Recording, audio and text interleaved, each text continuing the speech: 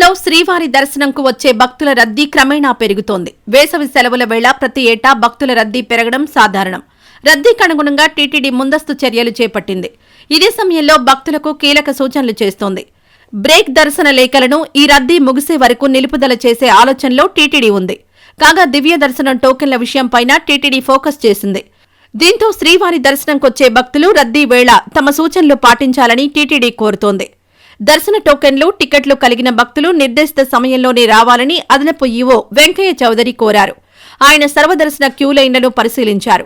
TBC, ATC వద్ద క్యూలైన్లలో భక్తులకు చేసిన ఏర్పాట్లను తనిఖీ చేశారు. క్యూలైన్లలోని భక్తులకు సౌకర్యవంతంగా అన్నప్రసాదాలు పంపిణీ చేసేందుకు ప్రారంభించిన మొబైల్ ఫుడ్ వెహికల్స్ ను ఆయన పరిశీలించి భక్తులకు ఇబ్బంది తలెత్తకుండా అన్నప్రసాదాలు అందించాలని అధికారులను ఆదేశించారు. క్యూలైన్లో టీటీడీ కల్పించే సౌకర్యాలపై భక్తుల నుండి అభిప్రాయాలు అడిగి తెలుసుకున్నారు. భక్తుల రద్దీ ఎక్కువగా ఉందని చెప్పారు. క్యూలైన్లో ఉన్న భక్తుల కోసం నూతనంగా ప్రారంభించిన మొబైల్ ఫుడ్ వెహికల్స్ ద్వారా భక్తులకు నిరంతరాయంగా అన్నప్రసాదాలు అందిస్తున్నామని తెలిపారు.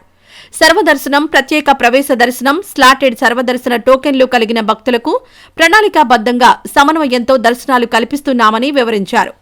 ఇదే సమయంలో శ్రీవారి దర్శనం అలిపిరి మార్గంలో కాలినడకన తిరుమలకు వస్తున్న వారికి గతంలో ఉన్న ప్రయోజనాలను పునరుద్దరించాలని డిమాండ్ పెరుగుతోంది.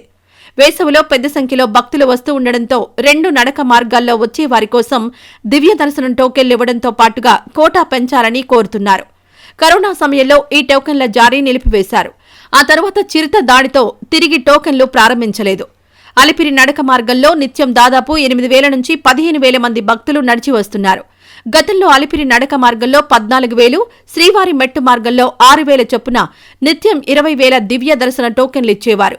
వైకుంఠం క్యూలైన్లలో ప్రత్యేక ప్రవేశ దర్శనం కోటా తర్వాత దివ్య దర్శనం భక్తులకు ప్రాధాన్యత ఉండేది. ఉచిత లడ్డూ ప్రసాదం అందించేవారు. కొంతకాలం క్రితం గతం తరహాలోనే టోకెన్ల జారీ ప్రారంభిస్తామని ప్రకటించారు. ఇందుకోసం గాలిగోపురం వద్ద స్కానింగ్ కేంద్రం ఏర్పాటు చేశారు. తర్వాత ఆ ప్రతిపాదన పక్కన పెట్టేసింది. దీంతో దివ్య దర్శనం టోకెన్ల కోసం భక్తులు మెట్టు మార్గం వరకు వెళ్లాల్సి వస్తోంది. అది రోజుకు 3,000 టోకెన్లు మాత్రమే ఇస్తున్నారు. దీంతో ప్రస్తుత రద్దీ వేళ గతంలో లాగానే 2 మార్గాల్లోనూ దివ్య దర్శనం టోకెన్లు జారీ చేయాలనే డిమాండ్ పైన టీటీడీ కసరత్తు చేస్తోంది.